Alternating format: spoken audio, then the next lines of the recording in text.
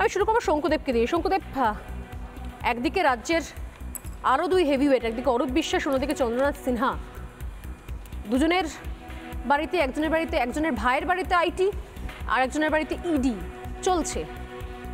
নিজের রাজ্যের একের পর এক ওই হারাধনের 10টি ছেলের মতো একের পর এক নেতা মন্ত্রী তারা শ্রীঘরে চলে যাচ্ছে, অথচ মুখ্যমন্ত্রী তিনি খুবই সহানুভূতি নিয়ে তার ব্যক্তিগত আক্রোশ, রাগ, দুঃখ, অভিমান জানিয়ে তিনি পোস্ট করছেন, প্রতিনিধি পাঠাচ্ছেন দিল্লিতে।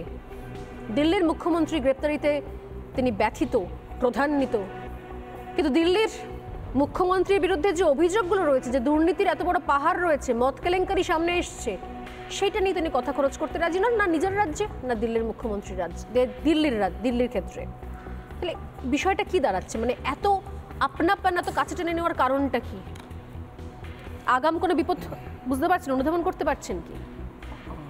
দেখুন, এই আমায় মার্জনা করবেন, আমি কবিতার এই লাইনটি ব্যবহার করছি বলে এই লাইনটি পজিটিভ অর্থে ব্যবহার করা হতো, কিন্তু এখন দেখছি সমস্ত দুর্নীতিবাজরা একত্রিত এই লাইনটি তাদের অত্যন্ত প্রয়োজনীয়তার খাতিরে ব্যবহার করছেন এবং সেটা আজকে খুব প্রাসঙ্গিক হয়েছে। এসো আর একটু বেঁধে বেঁধে থাকি। তা বেঁধে বেঁধে কারা থাকতে চাইছেন? তারাই থাকতে চাইছেন যাদের বিরুদ্ধে ভ্রষ্টাচারের অভিযোগ, যাদের বিরুদ্ধে দুর্নীতির অভিযোগ। আমার মনে আছে তিনি প্রেস কনফারেন্স করে বলেছিলেন, ইভেন টুইটও করেছিলেন, সে টুইটের কপি আমাদের কাছে আছে, বলেছিলেন যে নেতাদের জেলে যাওয়া কবে শুরু হবে, নাম কেজরিওয়াল। আমার প্রশ্ন যে ভাই, আপনি রাজ্যের মুখ্যমন্ত্রী মমতা বন্দ্যোপাধ্যায় কেজরিওয়ালকে কেন সমর্থন করছেন, যে কেজরিওয়ালকে কোর্ট সমর্থন করছে না? দেখুন, আমাদের বিরুদ্ধে আগে যে অভিযোগ উঠছে সেই অভিযোগের উত্তর দেওয়া প্রয়োজনীয় বলে আমি মনে করি। আমাদের বিরুদ্ধে অভিযোগ হচ্ছে কি না ভারতীয় জনতা পার্টি রাজনীতি করছেন, ভারতীয় জনতা পার্টি হচ্ছেন সরাসরি কেজরিওয়ালকে গ্রেপ্তার করেছেন। ভাই, আমাদের সাথে এই গ্রেপ্তারির কোনো সম্পর্ক নেই। কেজরিওয়াল যে নিচের কোর্ট থেকে হাইকোর্ট, সুপ্রিম কোর্ট পর্যন্ত গেছেন, কোনো কোর্টে তিনি রেমেডি পাননি। কোর্টে তিনি তার বক্তব্য পূর্ণভাবে রেখেছেন, নাম্বার 1। নাম্বার 2, আপনাকে মনে রাখতে হবে 2014 এবং 2019 দুটো ক্ষেত্রেই 7টা লোকসভায় জিতেছে হচ্ছে ভারতীয় জনতা পার্টি ইন দিল্লি। যদি আপনার মনে হয় যে আমরা শুধুমাত্র রাজনীতির জন্য করছি, তাহলে আপনারা বুঝতে পারতেন যে এখানে আমাদের এরিয়া অফ ইন্টারেস্ট ছিল। অপরাধের অভিযোগ কি? অপরাধের অভিযোগ হচ্ছে 5%টা ছিল হচ্ছে এই টাকা কমিশন, সেই কমিশনটা বাড়িয়ে করে দিলেন 12%। কোথায়? না মদে। সেখান থেকে সেই টাকা পৌঁছলো কোথায়? আপনার কাছে। আপনি চড়তেন ওয়াগনারে, আপনার তৈরি হলো শীষমহল। উত্তর তো আপনাকে দিতে হবে, সেজন্যই তো আজকে অসুবিধে হয়েছে, কিন্তু উনি উত্তর দেবেন না। উনি অনেকটা মলয় ঘটকের মতো। উনি বলেছেন কি? উনি বলেছেন আমাকে যত পারো ভাই সমন করো, যা খুশি করো, আমি ল অ্যাবাইডিং সিটিজেন হব না, আমি আইন মানব না, আমি তদন্ত ফেস করব না, আমি যাব না, যা খুশি করো, আমি মুখ্যমন্ত্রী, আমি যা খুশি করতে পারি। কিন্তু উনি ভুলে গেছেন সকলের ঊর্ধ্বে আইন, আইনের ঊর্ধ্বে উনি নন। উনি আসলে ভেবেছেন এই রাজ্যে যেমন চলে, যে আইনের শাসনের বদলে তৃণমূলের শাসন, সেইটা ভেবেছেন উনি বোধহয় এখন সেই জায়গায় আছেন।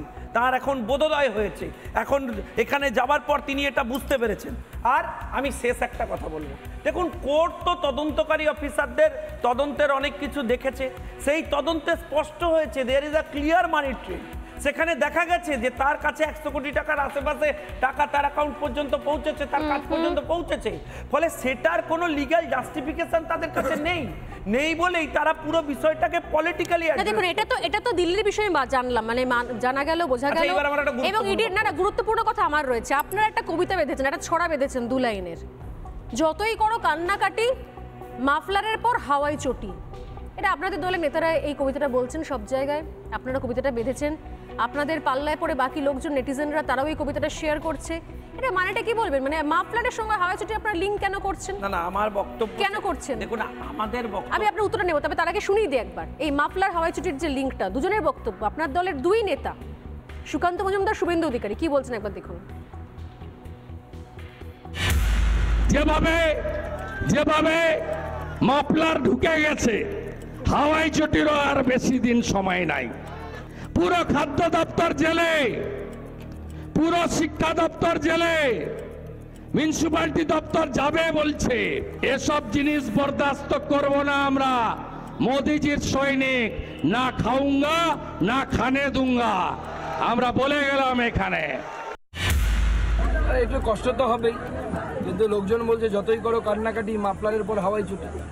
হাওয়াই ছুটিও রেডি হয়ে যাক, মাফলার তো ঢুকে গেছে ভেতরে, শীতকালও নেই এখন, এবার হাওয়াই ছুটির সময় আসছে। খুব সংক্ষেপে উত্তর নেব শঙ্কুদেবের কাছে, তারপর আমি আসছি বাকিদের কাছে। দেখুন অনেকে ইতিমধ্যেই আমি জানি রাখি আইনজীবী ফিরদৌস শামীম আমাদের মধ্যে যোগদান করেছেন। ফিরদৌস, আপনিও নিশ্চয়ই শুনেছেন, সোশ্যাল মিডিয়ায় ভাইরাল হয়ে গেছে যতই করে কান্নাকাটি মাফলারের পর হাওয়াই ছুটি, কি কারণে কবিতাটা বাধা হয়েছে? আমরা স্পেসিফিক উত্তর চাই শঙ্কুদেব। দেখুন সবাই ধেই ধেই করে নাচছেন, বলেছেন যে দিল্লিতে ডাকা যাবে না, নাকি সুপ্রিম কোর্টে অর্ডার হয়েছে। তা আমার বক্তব্য হচ্ছে, সুপ্রিম কোর্ট কি এরকম কোনো অর্ডার দিয়েছেন যে গ্রেফতার করা যাবে না? সুপ্রিম কোর্ট কি এরকম কোনো অর্ডার দিয়েছেন যে তাকে কলকাতায় ডাকা যাবে না বা তাদের ডাকা যাবে না? সুপ্রিম কোর্ট কি এমন কোনো অর্ডার দিয়েছেন যে তদন্তের প্রক্রিয়ায় কোনো ব্যবস্থা নেওয়া যাবে না? ফলে তদন্তকারী সংস্থা ফ্রি রয়েছে ফর দ্য ইনভেস্টিগেশন। তারা যে কোনো সময় যে কোনো লেভেল পর্যন্ত যে যেতে পারেন, সেটা অরবিন্দ কেজরিওয়ালের ক্ষেত্রে স্পষ্ট। সেটা তো আমিও বুঝলাম, উত্তরটা পেলাম না। মাফলারের সঙ্গে হাওয়াই ছুটির কেন যোগ খুঁজে পাচ্ছেন আপনারা? দুজন প্রতিনিধি দিল্লি চলে গেল, এত কমিউনিকেশন, এত পাশে দাঁড়ানো, এরপরেও আপনি বুঝতে পারছেন না যে সমস্ত ভ্রষ্টাচারীরা এক হয়েছে? এত ভালোবাসা, এত নিবিড় সংযোগ, আর কিভাবে